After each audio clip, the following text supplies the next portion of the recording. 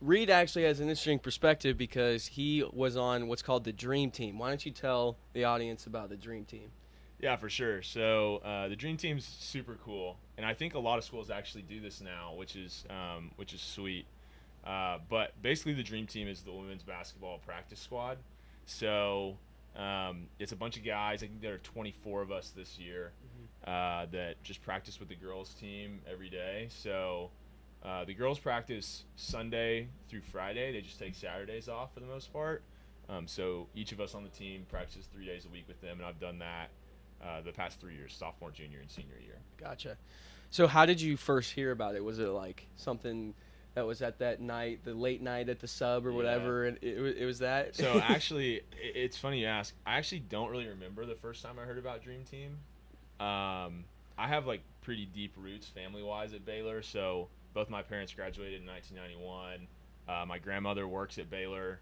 I have two aunts that went to Baylor that both live in Waco still, and both my younger sisters go here. So green and gold blood. Exactly, yeah. So I think I kind of knew about it maybe just through the grapevine whenever I came in as a freshman, but yeah, definitely late night was kind of my first interaction with them. So for those who don't know, late night is this event, I guess, that Baylor hosts the first Friday of the semester in the fall in August, where like all the organizations on Baylor's campus set up booths and just kind of provide information for students that are interested in joining. So I remember I was walking around the Slick and all the athletic clubs were there, like club volleyball, club this, club that, all these different things. And this girl comes up to me. She goes, "Oh my gosh, hey, you're so tall. You'd be great for Dream Team. Here's a free basketball. Here's some information." I'm like, "Whoa, like what's going on?" And so as a freshman, I kind of like as soon as that happened, I was like, okay, this sounds like something I'd be interested in, right? But unfortunately for me, I thought that I had to take foreign language for my graduation requirement. Turned out later I found out I didn't, but first semester I took French just because I thought it sounded interesting. I didn't want to do Spanish.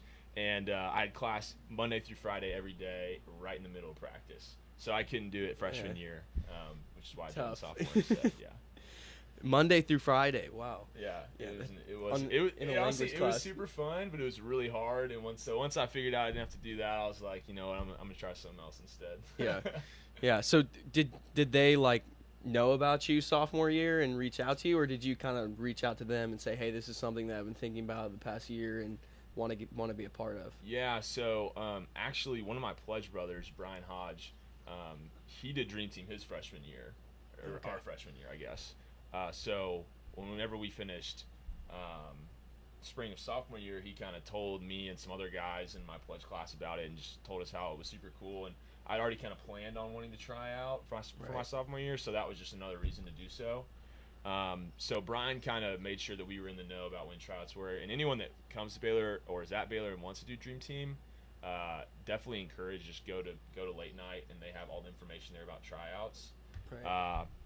And then just went and tried out and made it, and there we go. So how does that tryout work? I'm like curious how that works. Is it like Kim Mulkey sending you guys doing drills and yelling at you, and thank God it's not, man. in her pantsuit, just yelling at all of you guys, trying to? Yeah. So there are actually a few of the assistant coaches kind of run the tryouts. Okay. So we just like did some drills and played a little 3v3, 5-on-5, and things of that nature, and then they kind of decided from there. It's basically like a one-day high school basketball tryout. Okay, Yeah. gotcha.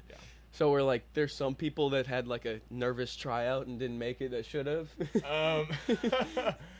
Honestly, so normally what they do is they kind of go ahead and extend invitations to guys. They're like, okay, we want, say, these 8-10 guys to be on the team that aren't coming back. And then they'll have like a few more guys. They're like, we think that you're good. You just didn't quite make the cut.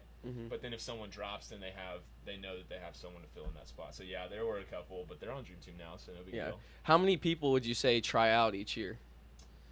Ooh, I don't know about each year, but my sophomore year when I tried out, I think there were around 20 to 25-ish, and probably 10. They took like 10 to 12 of us, I think. Maybe, okay, something gotcha. Like that, and then you become an official D1 athlete, right? Exactly, yeah. So this is one of the funny things about Dream Team is that we have to comply with all of the student athletics like rules still. But you still get to register for classes early. Barely.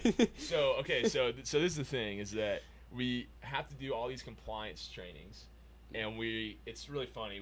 My friends and I, we'd all go around telling people like, yeah, we're D1 athletes now. Like, you can't talk to us.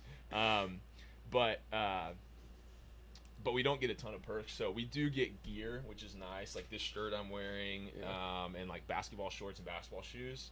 But we get like a slight boost in registration, but not the same like first exact thing that all of the rest of the probably the athletes last get. of the D1 athletes. Yeah, exactly.